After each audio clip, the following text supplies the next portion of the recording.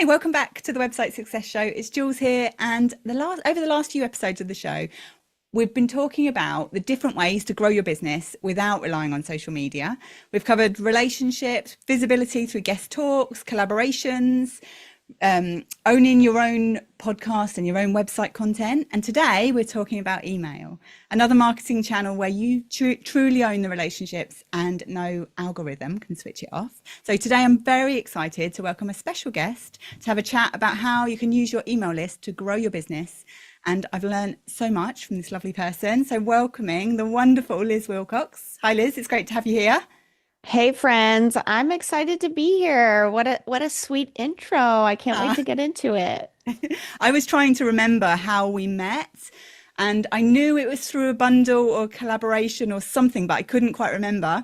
And then this morning I remembered it was through Elizabeth Goddard and through the bundle that she did for One to Many back in 2023. So I have been a member of your membership. I'm a member of Liz's email marketing membership, and I've been in your world since 2023. And yeah, I've just found it so helpful. So I'd love you to introduce yourself, Liz, and let us know a little bit more about you and what you do. Yeah, what's up? You know that feeling you get when you listen to an amazing podcast like Jules's and there's some lady on and she keeps talking about email, email, email. You gotta email. That's how you make the real bucks. And you get all fired up. And so you log into your ConvertKit or your Active Campaign or Flowdesk, and then you promptly feel kind of dumb, kind of stupid because you have no idea what to say. Well, what's up? I'm Liz Wilcox, and I help eliminate that problem. I teach people how to write emails that actually connect with their audience, that are easy to write, dare I say, and make sales. And I'm really excited to talk today. So how did you, Liz, end up as like the person? How did you get into email marketing? How did you end up when everyone else is saying, go after social media and you got to be on socials, how did you end up down the email list Yeah, rabbit so hole? right. So I actually started as an RV travel blogger and I just knew that I wanted to make money. Right. Like, of course, I was interested in RVs, but it wasn't something like, oh my gosh, get in an RV or a caravan and, hit the open road. Right. I knew that was my dream and I wanted to share that dream. And people were telling me, hey, you can make money on the internet by blogging. So I started the blog, but before I even launched it, as I was writing the blog post, learning about WordPress, etc., everyone was saying email, email, email, right? I wish I would have taken my email seriously. Hey, you write the blog post to get people on your email list, da da da. All roads led back to email. So Mama didn't raise no fool. The day I officially launched the blog, aka told my friends on Facebook, hey, I have a blog now, was the day that I said, hey, join my email list. Because I knew those things were synonymous. I knew that, again, all roads led to email because that's what everyone was saying. Even social media, doing things on social was to get people on an email list, right? And so I tend to be a two-step chick. If it takes three steps, I'm out. And so I was always looking for shortcuts to just get people on my email list. And just grew and grew from there. And eventually, over a few years, I launched a digital course. People were telling me, hey, the real way to make money with an email list is to have your own thing, right? And so I launched a couple little things. And then I was like, okay, I'm going to go for the big kahuna. I'm going to launch a course. And I had a wait list of 141 people. Not so bad. And I converted 141 people. So Wow. I don't know if you guys are good at math. I know you're probably driving or doing the dishes. That's 100% conversion rate, right? So Amazing. that's when people started asking me, what, how you did with who, right? And so that's when I realized, oh, wow, I'm actually really good at email marketing. I'm all right in the RV space, but I think I could go a lot further teaching people what I know.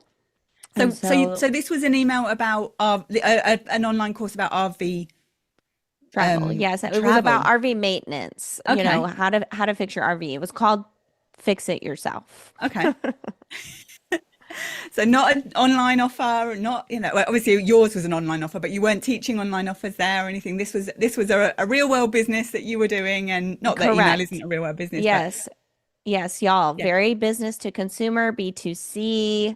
Everybody thinks B2B is like where it's at. Y'all, B2C is way easier. Like there, yeah. it's called business to consumer. Consumer. We That's probably consume, something we I should buy. let you know that a lot of my podcast listeners are location based businesses, B2C businesses, and so yeah, that's I would imagine that's really good for them to hear that actually this applies to them as well in their Oh, businesses. absolutely, y'all. Absolutely. And that's why I wanted to go into the B2B quote unquote space because I was like, I came from the B2C space. I came from having to build an email list of people not trying to make money, but trying to learn a thing or, experience a thing, become a part of a community. And y'all, my customers didn't want to pay for electricity. Okay, they're RV travel, right? There's something called boondocking. That's where you literally park in the middle of the desert basically and you just live off the land. You maybe you got some solar panels or you've got, some fuel for a few days, but these people don't want to pay for basic necessities. They don't want to pay for water. They don't want to pay for a mortgage. They sell their house and they buy an RV. They want to be debt free. They want to be, there are articles how to live on $500 a month. Okay, so these people didn't even know what an online course was. My biggest objection was, Liz, I don't know what you're selling. Liz, I don't have internet. How am I supposed to take this course? Okay. Like I only have internet when I'm at a rest stop. Okay. And so it is possible for you to sell to real people, I promise. So how did you know? How did you know that people were asking those questions or were people just telling you? Were they Yeah, people were just telling me, "Hey Liz, what's an online course? What's an ebook?" Yeah, they okay? were replying to me. I had built, that's why I was able to have such high conversion rates. And that's why I love email over something like social, is because you can build those relationships. You can get replies, right? You can turn one to many into one-on-one, right? One email to many people, but you hit reply, I'm replying back to you. I'm sure that's how Jules and I got to know each other. I probably, got her to reply to something. We started chatting. She was like, "Oh, this is a real person." And, now we're sitting here together. Yeah, I think that's one of the biggest things that I have learned from you, from being part of the membership and just hearing how you are, like on the Q&A calls, and you just give us permission to do it messy and to be ourselves, and to, especially now we're moving so much more into AI. I feel like I can spot the AI written emails, and I know when an email comes from you, it feels like it is just a personal email from you. So I love that, and I think that's definitely Thank you. something that, yeah, and especially if we are then B2C type businesses, that's people don't want to feel like they're just getting sold to an email, I think, really. Yeah, we want to connect, right? And I learned that in the B2C industry. People were opting into me to hear more about my travels, to, how does this chick do it? Maybe I can learn something from her too, right? People want to connect. I got into a little debate with someone who's pretty big in the online space, and they were saying, I think community is dead. Like we needed that during the pandemic, but now people just want to be told what to do. And I was like, well, I think it's both, right? I think, the fact that, oh, you want people to tell you what to do. Okay, well, you need keyword people, right? That's community, right? And so, I think there's this real, especially Jules mentioned AI, in this age of AI, there's this real desire, this real craving, this real need for community, for that relationship building, Yeah. right? And replies are a great way to do that in the inbox. You can literally just type out, "Hey, I'm a real person. I read every reply," Mm. Mm. right? Yeah. And that's the beauty of when you are smaller. If you're thinking, "Oh, well, I don't have a lot of people on my list," that's great. That's great because you can reply to everyone. You can create those real relationships and those early adopters, as I call them. they are actually interested. They weren't signing up because everyone else was doing it, right? They signed up because they were genuinely interested, and they will be genuinely excited to know that they can talk to you directly. That's I think definitely the small list part of it I think is often where people get a little bit hung up, or they think, oh, my list is too small to even start emailing. Have you got any thought? I know you've got thoughts on this, but what would be your advice about that if somebody's thinking, well, I've only got 3 people on my list? Okay, well, those three people don't know how many people are on your list, right? You want to write an email. It's like, okay, on social media, right? When you go live and there's always that lady that's like, okay, well, I'm just going to wait for a few more people to join. It's like, well, why? I'm right here. Or they say, hey guys, who are you talking to? Oh, it's just me. I'm the only person listening. Right? I'm not sitting here watching your live stream with my friends. I'm just on my couch alone. It's the same with email. You're writing to one person, right? Yeah. So think of that ideal customer, that ideal reader, listener, whatever, and write to that one person. When I write emails, and I write to different people, but I only write to one person. I'm like, who is that person that needs this message today? I'm going to write to them. Or what can I say? John is on my list and he's been on my list for 2 years and he's never replied, but I know he needs help with X. What Mhm. can I say about X today to get him to reply? Right. And then I write an email tomorrow. Jules is on my list. We've been talking a ton.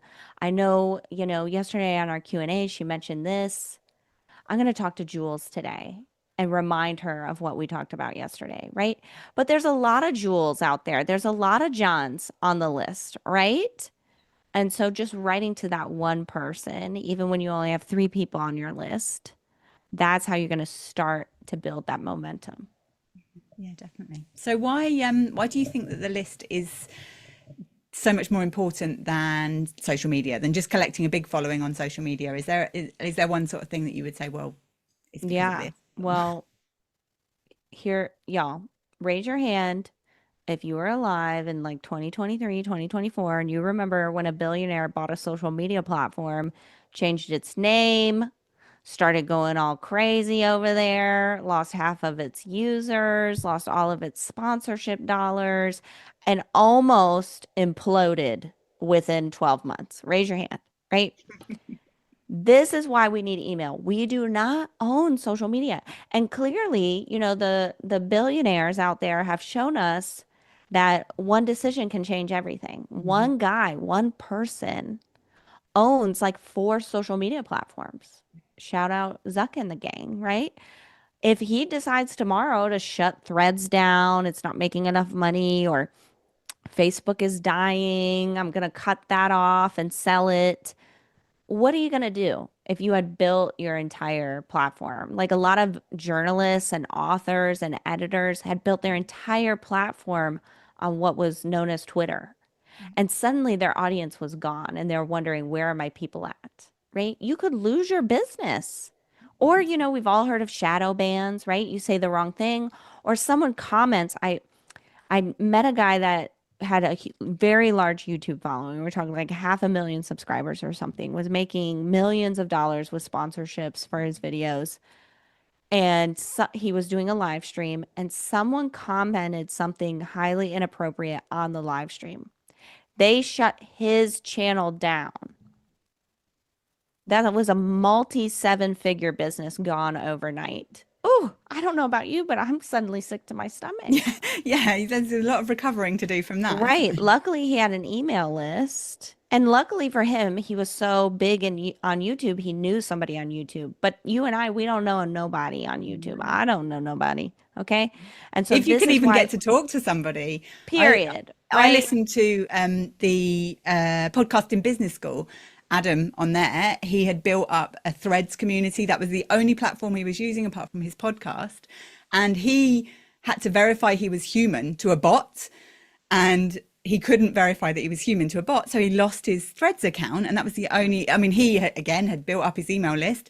Luckily he then emailed his subscribers and they all contacted Threads, and he managed to get his account back. But there was a few days where he was like, I'm not even sure this is going to happen. So I think, and that was from a bot that decided he wasn't a human. He's like, well, what can I do Right. to show you I'm a human? I can send you a Right. stool How can I sample. prove to a bot? Yeah, yeah. So the point of that is we need our email list, right? Because our email list is our direct connection, right? We get those subscribers. They consent. Yes, here is my email address, right? So whether you use Kit today and Flowdesk tomorrow, you can take those addresses, those people with you. You cannot do that with social media. That is why it's so important as a creator, as a service provider, as an online business owner, or even as a local business to have those email addresses. And I think especially for local businesses, maybe they don't realize that actually that becomes then a valuable asset for your business. If you were thinking about selling your business and you've got a email list of 15,000 what's the word I'm looking for, engaged subscribers, Hmm. then that's a way, that must increase the value of your business then as well. Yeah, so let's talk about for a local business, there was a study, and I'm not sure the exact amount, but it's like over 70% of people say that email swayed their decision about a purchase, right? And so even if you have like a restaurant or, a local shop, I know when I get those local emails, I'm like, oh yeah, I haven't been there in a while. Let me Yeah, go. yeah, Even if there's not a discount inside, even if it's just like a, hey, don't forget we've got happy hour on Friday, or, we these are our specials of the week, or my favorite shop is like a local art gallery and like boutique shop. And they're always sending emails, hey, this is the new artist, this is our artist of the week. This customer bought this piece of jewelry, and I'm like, oh, I wanted that. What am I missing out on? Right. And yeah. I'm going into the shop a lot more since they started emailing. Like now they know me by name. I have a wish list there. If, family, friends, want to go in and buy me something, like that's incredible marketing, right? And so local business really, really needs that email list. Also, especially if you are trying to do social media, a lot of local business do social media. You're competing with everyone else. If I watch, let's say you're a nail salon, I watch your uh stuff, I follow you. Now the algorithm is feeding me every other nail salon in a 50-mile radius because the algorithm knows that I'm interested in that, right? But email is not like that, right? I've signed up to your list. I get your emails. Google is not sending me emails about other nail salons. Hey, if you like this email list, you might like this, right? It's a totally different experience. It's much more intimate, for lack of a better word. And that's what you want. You want to build that brand loyalty, right? And you can do that really, really easily with email marketing as a local business. Yeah, I feel that this feeds so much into the whole message of social media being optional. And I very much focus on creating content that you own first. And it's a fundamental part of my business to do that. And I think like the website part of it, definitely in terms of actually attracting people when they're looking for what you do. But the email list and keeping those people there, I think we can often end up thinking about the people who don't know about us and forget about the people who are already interested in what we do or who have already been customers. And actually those are the people that are on our email list. And yeah, if we can keep them coming back, really. Yeah, One of the, amen. go on. Sorry to interrupt, but I have a thought for like when you're building your website as well. Jules is so great at helping you with the SEO of it and, making sure it's nice and fit, so to speak. But what I always say is, build your list for leads because there are some people that are going there that are just looking. We are not eBay, we are not Amazon. Nobody's going to our site to shop, right? They're going to window shop. But if we can gather leads from our website, that's really, really great. So, for example, if you go to lizwilcox.com, you'll see on the homepage alone, I ask you 5 times to join my list. I'm very 90s theme. So at the bottom, it says, oops, you did it again. You got to the end and you're still not on my list. Of course, that's very meta. That's not for everybody. But, it's just a little bit of brand humor Yes. and people love it, right? And so Yeah. making sure it's very easy for you to get signups on your site is important. For Yeah. example, I do a lot of podcasting, right? And so at the end, when people say, Liz, where can people find you? I say, oh, go directly to lizwilcox.com, hit the hot pink button in the top right hand corner. That's website design, y'all. That is intentional. I'm geeking out with Jules, right? Like that was intentional so that when I get in front of a customer, even locally, like for example, I just went to an event. People kept saying, how can I find you, Liz? And I had a QR code that went directly to my website. It was the wallpaper of my phone, you guys, right? And it was, go there and just hit the hot pink button. That'll get you signed up to the list, Yeah. right? So when you work with Jules, making sure you have that super easy, you know, if a customer comes in, they don't buy anything, hey, hey, scan this QR code. We've got some sales coming up, or I know we've got some new inventory. If you join, you go there, just click that yellow button, that'll get you signed up so I can notify you, Yeah, right? yeah, definitely. Super simple. Definitely, yeah. And I think we can often end up feeling like we're bothering people with when we email them. So that's definitely something I hear quite a lot if I talk to people about emails of like, oh yeah, but I don't want to keep sending people emails. I don't want to annoy them. Okay, But let's talk about some that, thoughts about that. Jules. Let's talk about that. Y'all, you opted in to hear from someone, right? We've all been on the other side where it's like, oh my gosh, Jules, I'm really interested. I need to know more about my SEO. My website is a mess. I'm going to opt into her list. Is Jules bothering you? No, you opted in, you consented. You said, "Hey, I want to learn more." That's your subscriber. What is annoying? When I click on something, I watch something on social media, and then the algorithm thinks that's my entire personality, and it's the only thing I'm seeing over and over. It's like, wait, I just saw this guy. Why did I just see 10 of his videos in a row? That's annoying. That's non-consensual. The algorithm is making those choices. Mark Zuckerberg said so, Yeah, right? But with email, we opt in, right? The only reason it might feel annoying is because maybe we have like some corporate, I don't know, trauma, right? Where we always had that boss that was sending emails that, this could have been one email, it's 10 of them, right? Or the guy that accidentally replies all when it's like, oh, that's a conversation between you and Liz. Why am I in this? Right. So that's why email can feel annoying, but good email feels great to the person, right? Oh, yeah, I did go to that shop. Oh, they have that inventory now. I'm so glad I signed up. I'm going to go in there and get it, right? You have a business, which means you have a responsibility not only to the business, but to your customers and to your potential customers to let them know. One time I was walking out of an elevator and somebody was on the phone, clearly with their girlfriend or something. Well, how was I supposed to know? You never told me. And ain't that the truth, baby, about our sales, right? How is the customer supposed to know if you never tell them? They've given you their interest. That's why they opted into your email list. It's your job, it's your responsibility. I would say it's even your duty to make sure they know what is going on so that they can, take advantage when the time is right for them. yeah. And if you believe in what you're selling and you know that you offer a good service, then why not? Why not? Why keep it hidden? Amen. I love that. Why not? So if people aren't using social media to grow an email list, have you got any other suggestions of how you can actually fill the list and get people subscribed? Yeah, so when you're local, that QR code on your phone or passing it out is a great one. Also networking, y'all. It's not okay. I just learned this at Craft and Commerce Kits event, which is an email service provider. There was this recurring theme of like it's not who you know, it's who knows you. But even further, it's not who knows you, it's who knows what you need, right? So using networking to find out how you can serve others in your network and how that network can serve you, right? So if Jules knows I'm trying to grow my email list, oh, maybe we can do a freebie swap.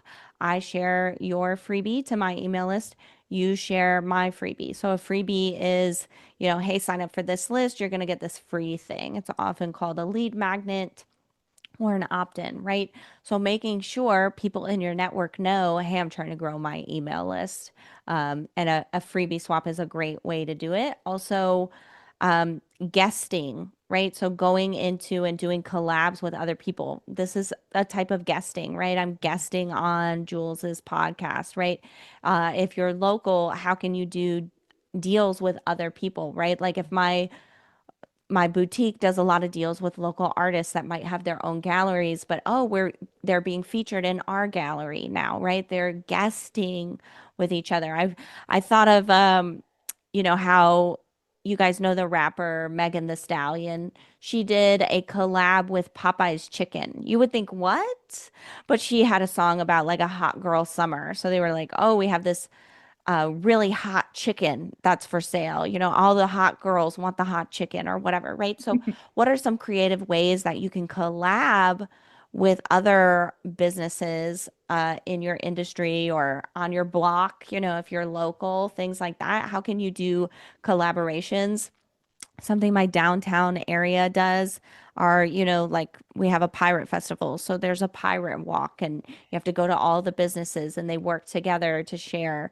And they grow their email lists with, like, oh, hey, you stopped by, if you like the store, put your name here. It can be as simple as writing down your name. Mm. Right. I saw that at a local library. Join our list. I was like, oh my gosh, this is awesome. Yeah. Sometimes it's just a matter of even asking, hey, do you want to join our email list? Yeah. That can really, really help as well. Yeah, definitely. So, in terms of size of list, is it just about growing the size of your list? I know my list grew and then it's definitely shrunk down a little bit again, because one of the things I've learned from you is that we need to kind of keep it, keep like if people aren't opening our emails or not clicking on stuff, then we need to maybe remove them from our list. But what are your thoughts on in terms of, is it just about the size of the list? It's definitely not. It's all about the quality of the list, right? So let's use that local example again. If I've got people coming into my shop from the Pirate Walk, I can pretty much tell who is actually looking around the shop and who isn't. If they're just coming for the candy, I'm not going to pitch my email list, right? But if they come in, oh, I love that piece, or oh, that jacket is so beautiful. Oh, you should join the list. We've got inventory that comes every 60 days. Oh, I'm sorry, we don't have that in your size. Put your email list down or your email down, and I can email you when I get a new shipment, right? And so it's the same on your list. We don't want people that aren't coming in the shop and actually looking, right? Yeah. We want people that are going to open the emails, that aren't going to be annoyed. Um, Another way to grow your list is through giveaways, right? But we don't want to do a giveaway to an iPad. Everybody wants an iPad, right? We want to do a very specific giveaway. So if Jules was doing a giveaway, something very specific would be, maybe I'm going to give away a 60-minute website audit Mm. where I go through da da da da da. This makes sure people already have a website, Yeah. right?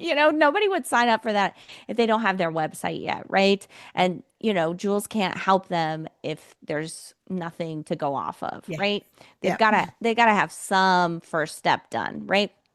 And so that would be a good giveaway for her. So think about, um, you know, what kind of giveaway you could do that would really, really increase the quality of Mm. your leads. Don't just give away anything, give away something super specific. So thinking about, is it the size of the list? Absolutely not. It really is that quality, and working back for words from there. Like, these are the people I want on my list. How am I going to go find them? Where are those people hanging out, whether in my local community or online? Yeah, absolutely. I think that's one of the things that I've realized from working with clients over the years on websites, is that if you're not clear on who you're actually trying to show up for, or who you're trying to help, then that makes everything else more difficult. And I think that is the same with the email list as well, really, isn't it? So Absolutely, it is. definitely. So how do you actually sell to your list without feeling salesy? I think that's probably like one of the big questions that people like. If you feel like you're like, what do you talk to people about in your emails? Yeah, so well, first I would ask you to define salesy, right? What is wrong with selling? People love to buy, y'all. People love to buy. I mean, I'm here in the United States. We are in debt. Okay, we are in debt because we love to buy so much. And so I want to invite you to just think about it differently. People love to buy. They consented to hear from you, consented to hear more about your offers. And so, you get this is the permission slip you didn't know you needed to sell. Okay. So, right off the bat, when they join the email list, that's when they're most excited, right? They are actively searching for a solution or came into your store or, you know, checked out your website and wanted to hear more, right? So you can start selling right then. It's not salesy. They're actively searching for a solution. They were typing into Google, where is my da da da? What can I do for blah blah blah, right? They're actively searching for a solution. So the best way I like to start selling is just right off the bat. I use something called a tripwire, which is a low ticket offer. Instead of when they sign up saying, "Hey, thanks, check your inbox," y'all, it's the 2020s. People know to check their inbox. They know they just signed up, right? And so I send them to a short sales page. Hey, some kind of discounted offer for a limited time. For me, it's my membership. It's normally $9. You can get a trial for $1, right? For you, it might be, hey, here's a coupon. You got to use it in the next 24 hours or something like that if you're a local business, right? Yeah. So that just right off the bat. Now, I'm not making $1 million off of that, but I am telling people, hey, I'm a real business. I have real solutions to your real problems, right? So it sort of flips the switch from, hey, I just got something for free to, hey, Liz is a real business. Let me check this out, right? So then we have a welcome sequence. And we want to sell in that welcome sequence too. Number one, we want to tell them, hey, I'm going to offer you free and paid services, products, whatever. And then at the end of the sequence, usually it's around email 4, I just make a hard pitch. Hey, this is the thing I'm known for. This is how I can help you the best. Join my membership, right? If you have a service, hey, this is the thing I'm known for. This is how I can help you best. Book a call here. Check out the offer here, right? And then, of course, you want to sell throughout, getting to Jules' actual question, right? You want to you want to just sprinkle in your sales. It's your job to make sure nobody comes off the elevator saying, "How was I supposed to know?" Right? That's your job. So sprinkling in sales, always telling people what your offers are, how many available. P.S. Don't forget to come into the shop, blah, blah, blah, blah, blah. Don't forget I've got 2 spots available this month. Book a call here, right? For example, I have a welcome sequence workshop that usually comes out in January, but you can buy it anytime. And so maybe today I want to write an email and I want to give 3 tips for your welcome sequence, ABC. Oh, by the way, don't forget, I have this welcome sequence workshop. You can get it here for 49 bucks or whatever the price is, right? And so just, writing emails that have to do with that topic or that thing that you're selling, and then reminding people, hey, I actually go deeper over here. Would you like to take a look? Yeah. Click over to the sales page, the book a call button, whatever, right? And then the last thing I want to make sure you do is create launches. So I'm not at home. If you're watching, I've got this messy background, but normally I've got a giant calendar in my background. Get yourself a calendar. You don't have to map out the whole year, but take a look at the next 90 days. Where can you sell? What do you want to sell? How much money do you want to make? And put a launch, an email launch on your calendar. That means 2 to 5 days where I'm just selling, right? I mentioned that 100% conversion rate. Y'all, I had a pre-launch where I was saying, this is coming, this is coming, this is coming. I had a launch Monday through Friday. Buy it, buy it, buy it. Here are A, B, C, D, E, F, G, all the way to Z reasons to buy it. Be a little shameless in your launches. Do that pre-launch. Tell people, hey, this is coming. Change their mind from, they believe X. I need them to believe Y. I'm going to spend a month or two moving them into that new belief so that they know this offer is correct, right? It's not salesy. They asked you, hey, I need help with this. Hey, Yeah. I want to know more about this. Hey, I love this. Tell me more, Yeah. right? They said that. They can unsubscribe at any time, Mm. but again, it's your duty to find those customers. Absolutely. And this is just all part of running a business, of having the strategy. I say this about websites as well, that if we have to be involved as the business owner, we've got to be the one. Even if we are outsourcing our marketing, we've still got to be involved in that strategy. And yeah, email is just part of that as well, isn't it? Definitely. Amen. Amen. I'm getting hyped up. Y'all, I love sales. Y'all, I have a stomach. My kid has a stomach. I just adopted a teenager. Oh my gosh, she has a stomach. Groceries are expensive. I don't know about where you live, but where I live, I bought a steak. It was $45 USD a pound. Okay. One steak, $45. So I've got to get out there and ask you, hey, do you want this? You said you were interested. Do you want this? That's all it has to be, sharing the benefits, sharing the features, sharing the why behind what you created. Hey, this is why I teach email. This is why I, created this specific membership. This is why I want you to join. These are the types of people I'm looking for. Are you that person? Those are the things that don't feel salesy. Yeah. So if somebody wants help with this, how can you help? If somebody's sitting there thinking, well, I like the sound of all this, but I don't know what to put on these emails, can you help with Yeah, wow, what a great setup. Thanks, that? Jules. Yeah, of course, I'm an email marketer, right? This is what I do. And I love helping people that still feel a little lost or maybe a lot lost around emails and selling and building those relationships so that it doesn't feel salesy, right? So I actually have a $9 a month membership. It's kind of plug and play templates where you can take and make your own. We talked about getting replies. I didn't mention this, but it's for me, it's never about closing the sale, right? That feels salesy. It's always about opening up that relationship, right? We mentioned Jules got on my list. We started replying back and forth. She's in my membership. Now I'm here, right? That's a relationship. That's part of my network now, right? And that's what I want to help teach you. And so I've got my $9 a month membership. It's called Email Marketing Membership.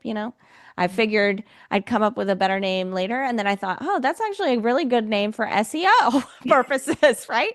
And y'all, now with AI, I get so many referrals from AI. And I think it has a lot to do with the fact that it's called Email Marketing Membership. Yeah. But anyway, And that was also a the fact side. that you have been on so many podcasts makes a massive Yes. difference as well, because everywhere out on the internet, people know Liz Wilcox is email marketing expert. Right. That's just What? another plug for Yeah. SEO and making sure your website and other Oh, people's websites are set up for your success. But if you want to absolutely. go deeper and, after they visit your website, they join your list, what then? That's what I do. And I would love to help people. And I try to make it as accessible as possible so you can just try it out.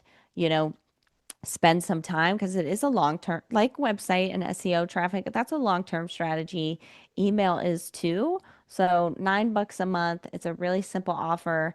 And if you want to just try it out, you can also join my email list. You can go to lizwilcox.com. You can't miss that hot pink button. It's in the top right hand corner. You're going to get an entire welcome sequence. We talked about how important that is, already written for you. You're going to get 3 newsletter samples from the membership and 52 subject lines. That's all for free. LizWilcox.com, hot pink button. Fantastic. And I can highly recommend being part of Liz's membership. One thing I would say, actually, this is a real testimonial as well, is I try not to work in the evenings now. My background is salon, so I've done with working in the evenings. And Liz's monthly Q&A call is actually in the UK evening times, and it's the only call that I do. It's the only time I work in the evenings is to go to Liz's Q&A call, and I make sure I'm there every month because I came off it, I think it was last time, and I said to my husband, that is one of the most inspiring calls I go on every month, because you're Oh, just there and wow. you're just all our cheerleader, and it's fun as well. So I'm very grateful to be part of your membership. So thank you, Liz. Yes, thank you. And I really do try to be a cheerleader. I really believe in people and I believe in the power of taking action.